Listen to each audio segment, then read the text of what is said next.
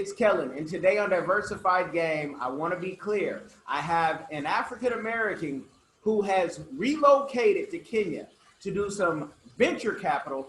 His name is Dr. Wilmot Allen. Wilmot Allen. And Yes. his company name is Venture Lift Africa. That's dramatic pause, Wilmot. You know, that's what we do. We don't talk here in Florida.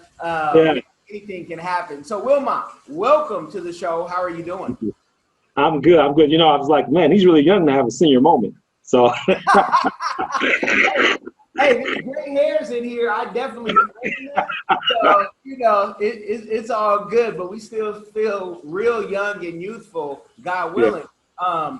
I want to talk about, you know, just get into your story. What made you relocate to Kenya and start investing in Africa? Sure. So I've been involved in the continent since, just outside of my teenage years. So I came here a while ago as a student. First footprints were on the soil of Zimbabwe in the city of Harare as an intern with a group of McKinsey company consultants, helping turn around the COMESA, which is a common market for Eastern and Southern Africa. They're what's called a clearinghouse. So it's a fancy word to say their trading system. And I have been enthralled since, but actually Kellen's story began way before that. A few years before that, I should say. I always say Africa came to me. I grew up in the Midwest, proud Midwesterner, Ohio. Rest in peace, Joe Morgan, Cincinnati Red Great. I just heard about he died today. And, you know, it was my experience with Zimbabweans, Botswanans, and others who were students at the University of Cincinnati, where I grew up, who stayed with us, that I got exposed to Africa. So that's why I say Africa sort of came to me. So I read I saw National Geographic and these other stories, but really it was the personal connection, sitting over dinner and hearing how they grew up, what their childhood was like, what their families are doing, how they came to America, what they're studying, how they saw the world, our president, our political system. Their perspectives on African Americans. That was always an interesting conversation. And so that's how I got first connected literally to Africa. And then as a result of that interest in me just really wanting to get back in touch with my ancestral home and ancestral roots, looked to work in Africa. And so that took me to that first internship. And then over the last 15 to 20 years, I just kept coming back. And then I moved here and lived in various places. Nigeria, Southern Africa, but moved to Nairobi where I live, planted a tent here in 2015 to take a job. It was running USAIDs and DAIs and a firm called Cross Boundary, their East Africa Trade and Investment Hub initiative, for which the company was a subcontractor. And they hired me to be the director of East Africa.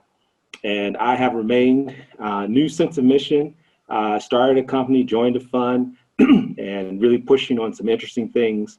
And really for me, it's about being, I think, really committed and aligned with your sense of purpose.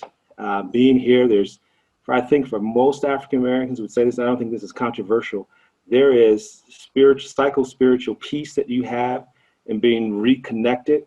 And on top of that, you can find real passion and meaning in your work and be part of a sense of community, expanded community that you dreamed of being connected to.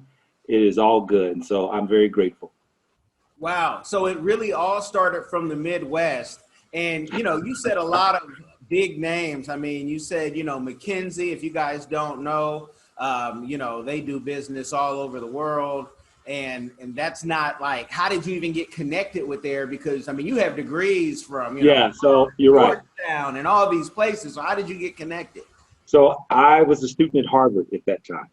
And so like most students looking for summer internships, I looked for an opportunity, and this was at the Kennedy School of Government. And so wanted to do something impactful, wanted to do something outside of the US. I could think of no better place than coming back to Africa. And fortunately, it worked out. There were probably about 4 or 5 of us. And that trip, I'll tell you, let me tell you some more information, which really was exhilarating. I took it for granted at that time. But a family friend who was a high-ranking government official was in Harare, lived there. Was in Botswana, sorry, and not in Zimbabwe. But I took a trip to Botswana to Gaborone, and she hosted me and invited us down as a group of interns, to come to her home. We did a tour, but guess what? We had an extra special invitation. She connected us to President Mohai, who was the president at that time of Botswana. It was a dream of mine. She asked me, so Madi is my nickname, what would you like to do here in Botswana? And I said, love to meet the president. And here's the thing, what planted that seed in my mind and that interest was the first book that I read on Africa was a book called Democracy in Botswana. And so it talked about how democracy, politically, institutionally, was established upon or connected to this traditional way of governing, traditional institution that evolved into a federal and a national institution in terms of how its influence, in terms of the values and the mores that inform the way processes work, et cetera, et cetera. And so that put that in my head. So that's a lot of background to say that I got hooked up to meet the president of Botswana and had just a great time during that summertime, and have really felt a special connection outside of, aspirational kinship ties and clothing and books, but a personal connection because of experiences like those. So one thing led to another, and you guys, that just shows you just got to start, and only God knows where you'll end up. Now, you also said you took a job while being an East African partner, but you also have Venture Lift, which you are the founder of. So can you talk about how that works? Because a lot of entrepreneurs think that they'll only have one job when they do entrepreneurship, and sometimes it takes those partnerships. So how does that work for you? So just to get it accurate, so I was working as director of East Africa for a company, an American company.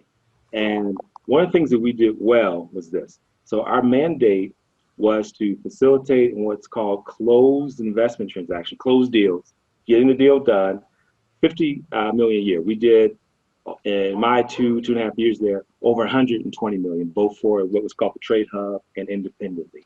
But one of the things that we didn't do so well, and it was on my watch, and which is why I was so motivated to found a company, which you're referring to, called Venture Lift Africa, is that most of the companies we helped in terms of being partners in the deal were not local, they were not Africans, and they were not people of the diaspora. And I knew, just growing up in the US, how much of a connection African Americans continually want to make with Africa.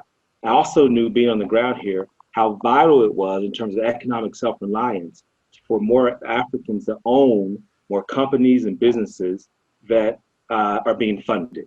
And so towards that goal, I founded Venture Lift Africa, which is devoted to that mission of connecting diaspora-owned businesses and partners and stakeholders to do commerce here in Africa and vice versa, for two-way trade and investment. So Venture Lift Africa is an advisory firm that has a marketplace, digital marketplace, to connect various deal stakeholders. So if you are a business seeking for investment, we can connect you with an investor of 3 or 4 different categories: angel, VC, private equity, but also lenders and crowdfunders. And then if you are a company that wants to export either into Africa or from Africa into a region where the diaspora is, we'll start with the US. We can help you with that. Tech transfer, advisory, connecting really talented professionals who want to come back to the continent to work for opportunities. We also can assist with that. We issue reports, have podcasts and other media for education, for information, and for motivation, for more commerce to be facilitated. Because we see that as what I call structural adjustment. As you know, in America, primarily, African Americans are consumers. We have purchasing power of over $1 trillion nominally. But that hasn't translated into owning the means of production. In Africa, with our ancestral brothers and sisters, that can change because it's needed investment, and that co-ownership, joint venture partnerships where there's equally supported economic self-reliance is a win-win. And so that's what we are pointing towards. That's what our mission is in our mandate at Venture Lift Africa. And so we help companies come in, really excited about a genomics company, really excited about food companies. And we help also take African companies into the US to build great African brands. As you know, we met via a great conference that I was really privileged to have great partners, the Minority Business Development Agency, Export Center, Ms. Patricia Haynes and her team. We partnered around an event called the Diaspora Investment and Trade Deal Event. Just a couple of weeks ago, phenomenal, nearly had 1,000 attendees, and it was about deals. So it wasn't just a talk shop. And out of that would come hundreds of investment and trade opportunities to now try to execute on. So that's a little bit about what we do. We're really excited about the fact that it's so timely, as you know, not only because of what's happening in the US, but what's happening in the world. It seems like the stars have aligned. This is the zeitgeist moment. I really believe it's just part of God's purpose. But, and I see it as being something now where we have the opportunity as people of African descent, and the diaspora is part of that, just as other diaspora. If you look at how the Chinese diaspora empowered China to become a manufacturing hub, how the Israeli and Jewish diaspora have empowered not only to establish the nation of Israel, but to make it a tech hub. Similarly for India becoming a tech hub. Ireland, diaspora has played a tremendous role in the development of Ireland. And so it should not be seen as a threat, should not be seen as anything but what it is sociology, economic sociology, whereby the diaspora can come here to the continent and with Africa begin to establish greater economic development, create wealth that's serving and helping not only Africa, but our hope is the rest of the diaspora, and also to, even as important, to make a contribution to the world, because when Africa is stronger, the world is stronger. No, definitely that. And we're all about investing in Africa now. And, I'm definitely going to put your company on the Mall of Africa.Africa website, which is something I just had to get out of my head with all the people that we connect with so we can have it in one portal. I want to know, though, with, Black Americans will hear this and say, oh, sounds good. Let me hit Wilmot up. Or some will say, maybe I don't have enough money. Maybe my company's not big enough. Before they contact you, what are some checklists? Do they need to have their pitch deck? Do they need to have their cap table? What are the things that they need before reaching out and getting services? Yeah, I think it depends on what their expectation is, right? So they're looking to enter into Africa as an export-import partner. That's one thing. Then obviously, it's going to be very important to have an established business that's profitable in the U.S., that has demonstrated that there's a customer market for the product or service. And then I think you have to think about, is it product or service trade that you're primarily interested in? Africa has 54 countries. So where in Africa are you targeting, and do you understand that market? And here's the thing, and this is just not a commercial for us, but do you have a local partner, a local intermediary that knows the local market or the regional market and even beyond? And then also counting the cost. Do you have enough money? Do you have enough runway, if you will, to be able to begin engaging in business in Africa? The good thing about this time that we're in, it's a reset economically.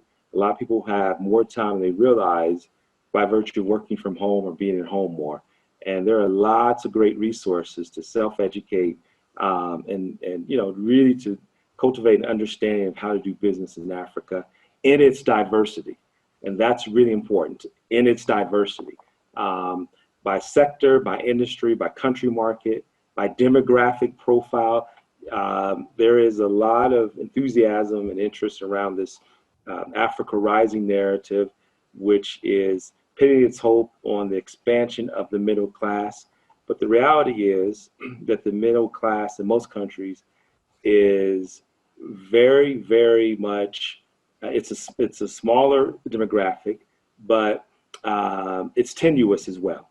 Tenuous in the sense that, when there are shocks to the economy, when there are pandemics and the healthcare systems can't really absorb and offer the proper response, and the economies take months, if not years, to actually recover, that puts a dent in everything. We're seeing that everywhere across the world in places in sectors like tourism.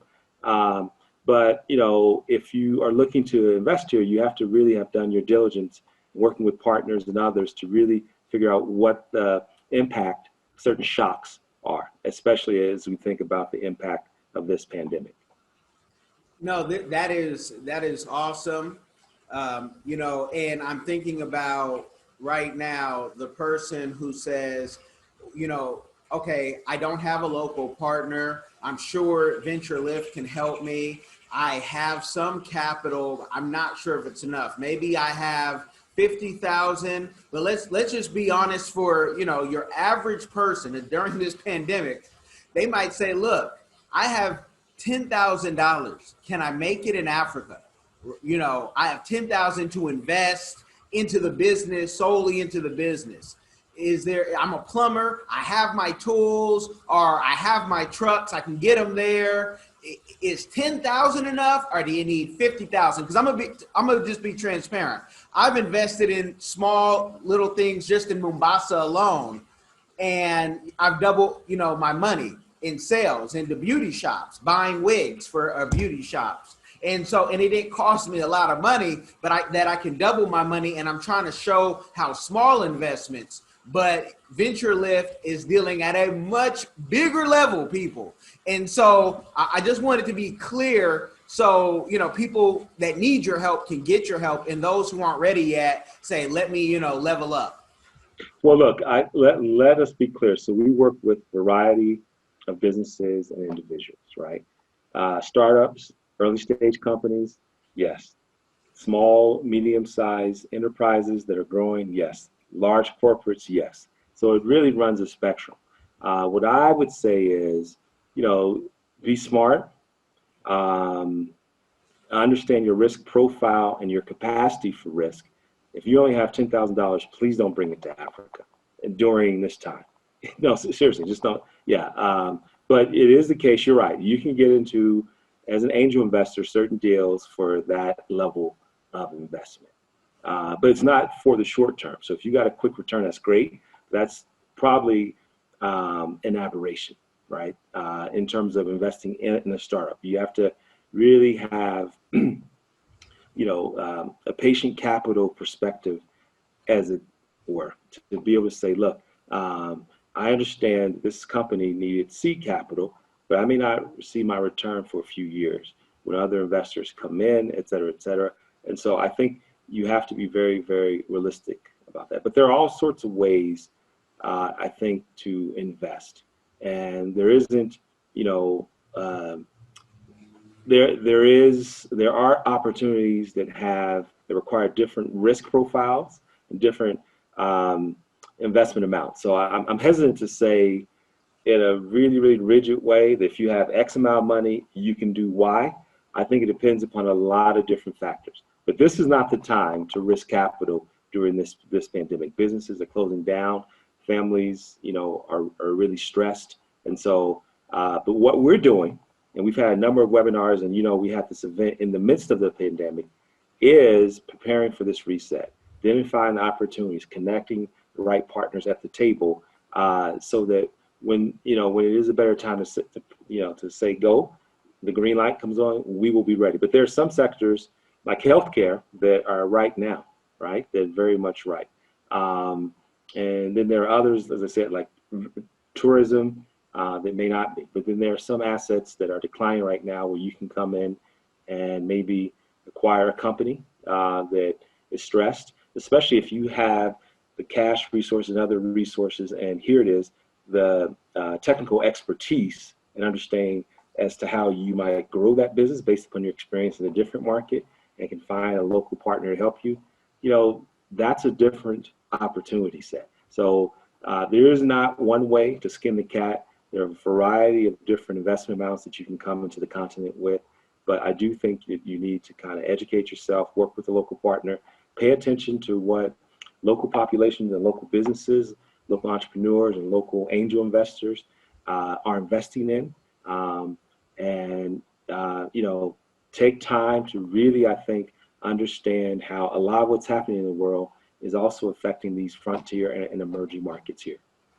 Okay, no, that's awesome. And I just told my deal, not for you guys to try to replicate it. I really want to work out those, angel deals and then go into the bigger deals all across Africa. I mean, we have things in Cameroon that we're doing, but for me, I do business with people that I like. And then I also, once I find that person, it's a checks and balances thing. So it's not like I just find somebody. I found the lady who did my hair. She's opening a beauty shop. Hey, how can I help out? I have my goons and goblins. Go check it out that I've already done business with in music. And they let it be known who they are. And okay, this is a real deal. And everybody, it's all good. And we all know we can, send lawyers if we have an issue, but we don't call lawyers when we're in Africa.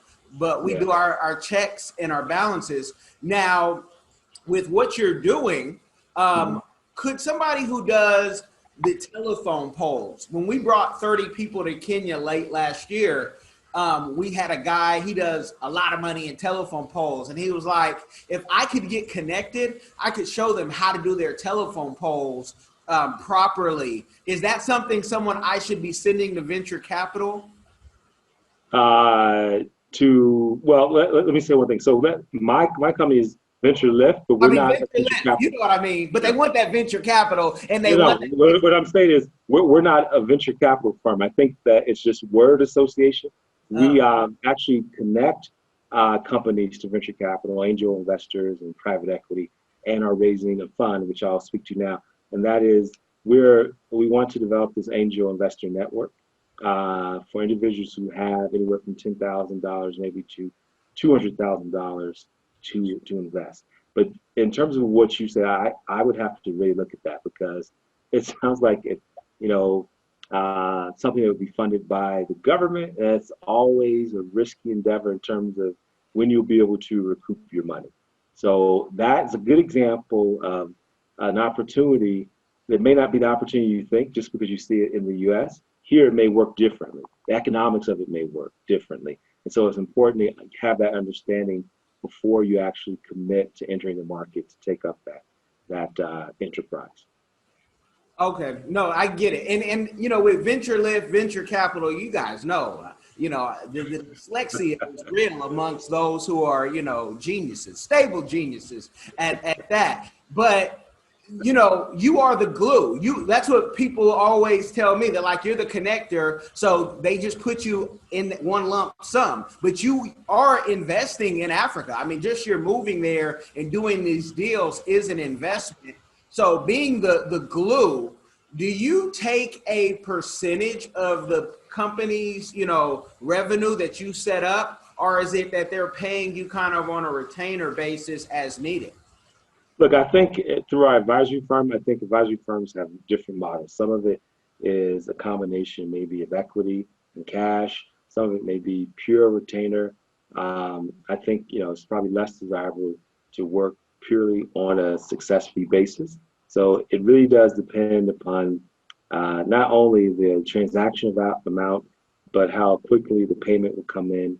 And then if there's potential upside to that property or to that asset or to that company, if it has the opportunity set such that the advisory firm can actually participate and continue to add value as maybe an equity shareholder. So it definitely depends upon a number of factors.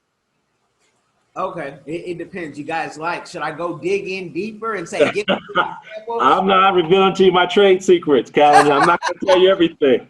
I'm not telling you everything. No, Well, because I'll get an email. You said that. No, well, it depends. Yeah, I said it depends. So. Well, and I say that because, you know, we've talked off camera that a lot of folks are creating investor clubs, but they don't have experience with investment. And if they read off from Wilmot went to Yale, the Wharton School, he might be friends with like some of the Trumps. We don't know. He has degrees from Harvard, you know, Georgetown PhD, and he doesn't even make us call him doctor. So there is gone through the steps where, you know, some people are just, this sounds like a good idea. And it's like, Well, wait, do you have anyone on your team who's done this before? Because Venture Lift, you know, has that experience and has done the book work, which helps. Doesn't mean that you're foolproof, but it means you've gone through steps and you are like, you know, you're into banking, so you get this stuff. Right. So look, I think this. So first of all, thank you for the compliment. I do a lot of other things with that training beyond just what we're talking about now, and I'm very grateful for those opportunities. But you don't need a PhD to come and engage in Africa. This is why I tell people, more important than your money is your disposition. And what do I mean by that? The disposition being this: if you come with the attitude of wanting to create and support's a better word, a more prosperous Africa, I think that you will come and find plenty of opportunities because people understand exploitation and partnership.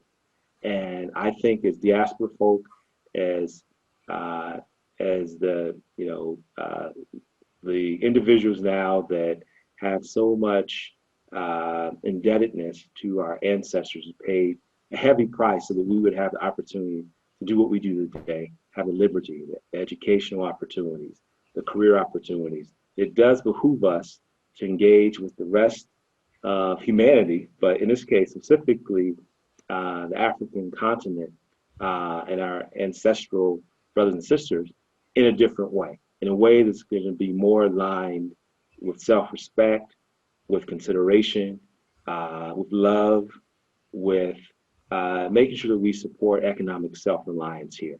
And as I said before, a stronger Africa is better for the world.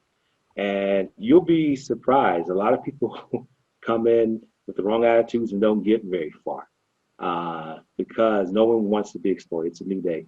And no one here wants a white savior, nor do they want a black savior coming into the country. So, or an Asian savior, really. So those are all complicated and complex conversations, I know, but suffice it to say, I think that when you come in and you find the right partners, you want to help, you want to support and make money, all that is possible. But I guarantee you, when you do arrive, when you do come, you understand why I'm using this phraseology about a more prosperous Africa. You and I take for granted right now the electricity we have to do what we're doing, the water that we have to groom ourselves, and so forth and so on. But here, it's not taken for granted. And so that reality, when it's your reality, gets you to see the world very differently. And so that's why I say that. And I do think that, you know, there are now new partnerships where there is a new consciousness or realization or philosophy or disposition to really want to see more Africans working with the diaspora that's here on the continent and just not coming from America or from the UK, but it's shared. Maybe you can say that was caused by some of the recent events over the last 6 months. Maybe it's just the evolution of sort of the Pan-African sort of thinking of now baby boomers, then Gen Xers, and now millennials. I think each generation will reckon with that type of thing in its own way, but it's happening. It's happening. Well, you know what I think it is? The power of the internet and the prices of tickets going down. I remember when, getting a $1,200 ticket from San Francisco direct to Johannesburg was like a deal. And now Secret Flying and Google Flights can beat that. And I've seen it as low as $550 during this pandemic. And so it's just, it's that, and showing the stories as well as showing the stories of people getting, killed and beat up, but that Americans now are even traveling more. Because I don't know what the current number is, but at one point, 70% of Americans did not have a passport. Now it's, a little better, but it's still not great. But the world is a global village, as, all of our books will show us. With all the work that you're doing and the success that you're having, what is your community give back that you have not mentioned yet that you are doing or that you want to do in the future? Oh, wow. And I talk about this a lot, and something I'm very, very passionate about. And it's this.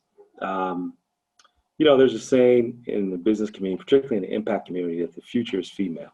Well, I would say that the present is female here on the continent, by virtue of the fact that there's so many talented women that are underserved, but when given the opportunity, and institutions like the Kareem Foundation and others that have given money to women through microloans have the data actually to support this, that women are very good stewards. They're the custodian of values in households, as you know. And that's not to say that men throughout the world don't need help or shouldn't be supported. Those are not necessarily equivalent. That it's both and not either or.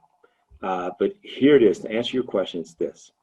It's something that I have a visceral sort of reaction to quite often, and that's this. If you go down to the coast of Kenya, even more so, it's kind of coming inland now, you will see young girls, teenage and even younger, exploited by men, typically foreigners, who come in and exploit them, pay them $1, pay them $3 to have sex. Oftentimes you'll see also, and I've read this and have been told this personally, so this is not, fantasy. Families, a father will give away his daughter because of poverty. As a man, as a Black person, as a human being, that touches me, because we all know that God has more in store for every child than for that child to look forward to tourist season, when they can go to the coast and get paid. Maybe it's just money they need for sanitary pads. So that is the project that I'm really, really passionate about, rectifying that wrong, because it's wrong on so many levels. First of all, the people that come here, mostly foreigners traveling from the West, who in their own countries, if that were to happen, would be imprisoned, kicked out of the country. And here it's like, okay, what happens in Africa stays in Africa, or that's just the Africans. But it's just a supreme double standard. There is an element of that in indigenous culture, but the fact that Western people are coming here and just co-opting that and using privilege to have access to that predicament is really, really disheartening to me as a man. And so what I'm doing is, first of all, looking for ways to empower economically, because at the end of the day, you can preach, you can advocate, but if you don't have the wherewithal to give people a viable option economically, you're not going to be as effective. And yes, someone may say, well, there's some people who get so caught up, even if you gave them money, they still would probably go back to that lifestyle. Well, I'm not as concerned about that if they're just a few, and particularly the next generation, because remember, this is the youngest region of the world, right? And there are a lot of people here that are young that have children. And so these babies are watching that. They're babies themselves, but the babies around the community are watching that. And, understanding that, hey, is that the way I can get the material goods that I need, or just the basic goods that I need, is by engaging in such behavior. I think we have to attack it, if you will, or address it on both the supply and demand side. Supply side is purely economics. On the demand side, I think that there are some other things some groups are doing. I'm not going to talk about that here, But I think it's something that the global community should be outraged by. If we can get behind Me Too, which is largely middle-class women in Hollywood, rightfully so, crying foul, rightfully so. And there is not only national, but international sentiment and support for that.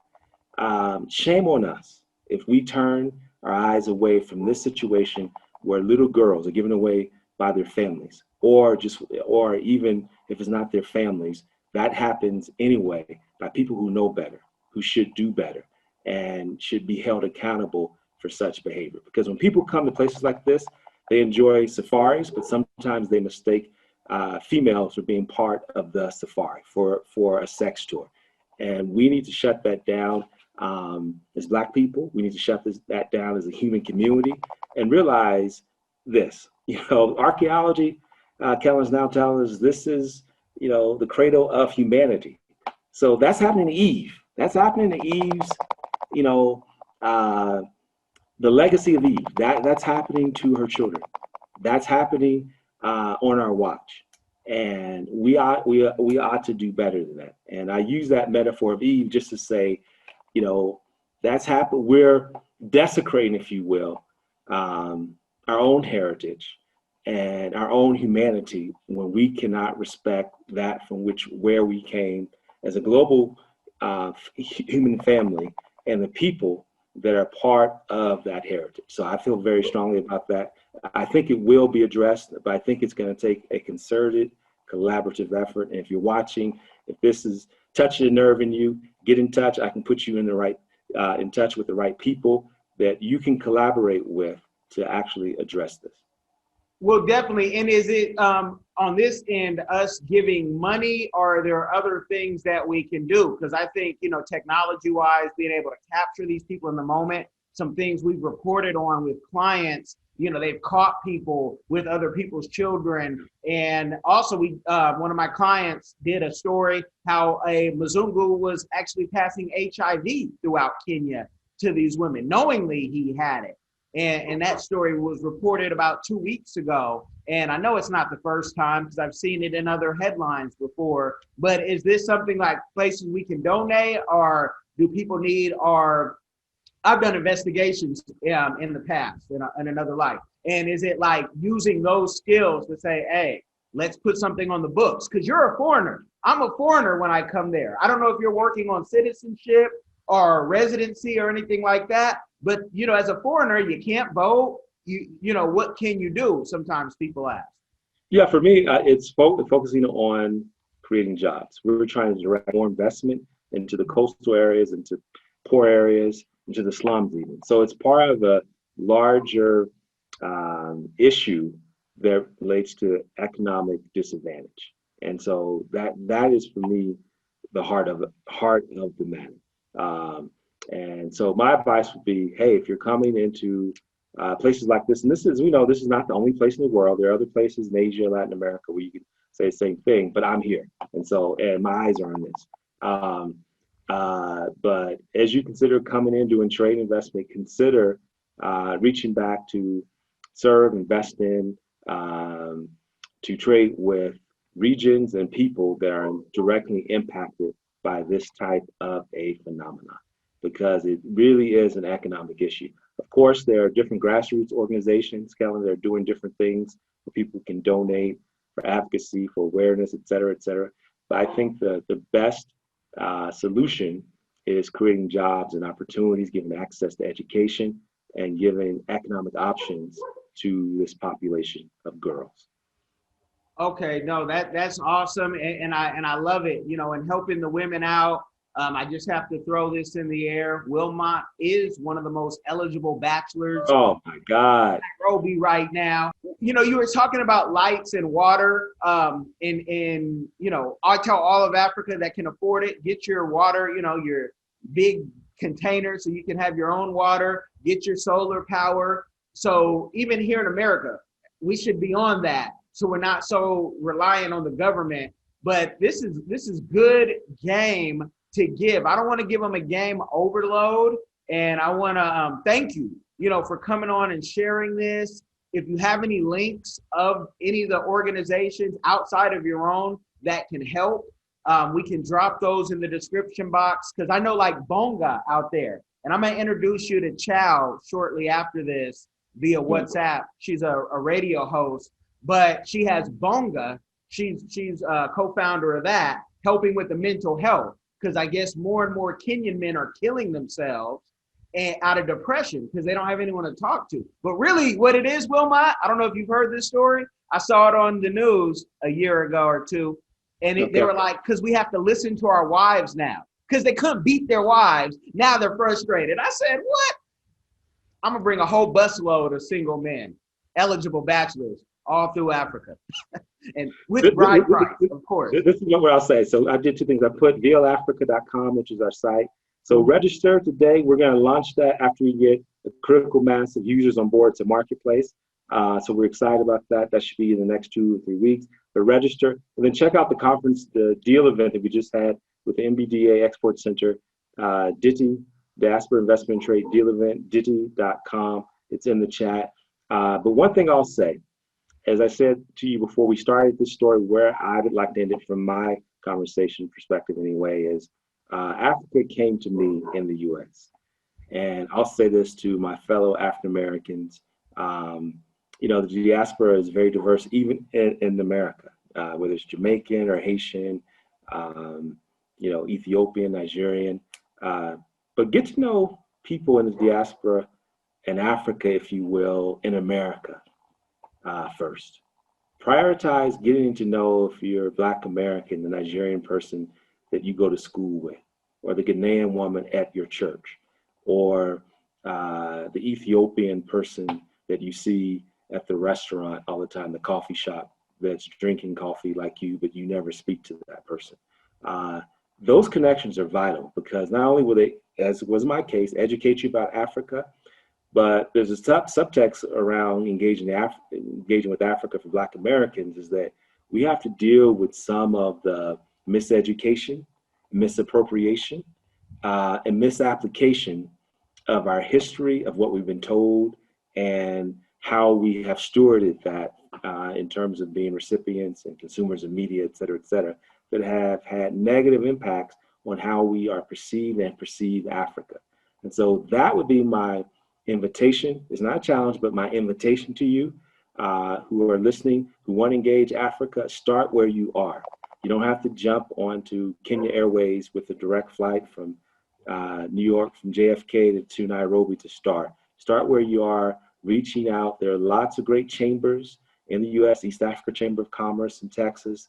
There's one in Philadelphia. They're all over in California, chambers of commerce, where there are American Africans can have the opportunity to connect with with African Americans and create, synergies, get to know each other, rewrite narratives, have some wounds healed as well, some misunderstanding by connecting in America first. And I guarantee you'll have a richer experience in Africa. If you want to travel to Accra, if you have interacted with someone from Ghana, ancestrally recent immigrant in America, who may be able to point you to deals, may be able to point you to, an opportunity that you otherwise will not know about, which you might have had to learn on the ground once you came. Because remember, most of the immigrant communities are African now, are now approaching model immigrant status. Nigerians and Kenyans, people of means, of educational accomplishment that we all should be proud of. That's a great testament, not only to the skill and aptitude of Black people worldwide, but to the American system that has given us all this opportunity, right? And so within that American system, or wherever you are, particularly in America, we're talking about right now, use the opportunity that we all buy into as a bridge building opportunity to get to know brothers and sisters from Africa before you come here. You'll be enriched by it, you'll be blessed by it, and you'll be able to kind of have a different perspective probably than what you have now on Africa. And here it is, vice versa. So that's what I would like to say in the way of final comments and my final advice. End it where I started. with a story, with personal connection. You can, if I could do it in Cincinnati, you can do it wherever you are, because the opportunity now with 2 million people who are immigrated from Africa in the last 2 generations or so are greater than they were 40 and 50 years ago. Well, I thank you for that. When you guys talk about Cincinnati, stop talking about Adrian Broner. Start talking about Wilmot Allen, Dr. Wilmot Allen, and, you know, and put some respect on Cincinnati's name. Can't say the same thing about Indiana, sorry. But you guys like, share, subscribe.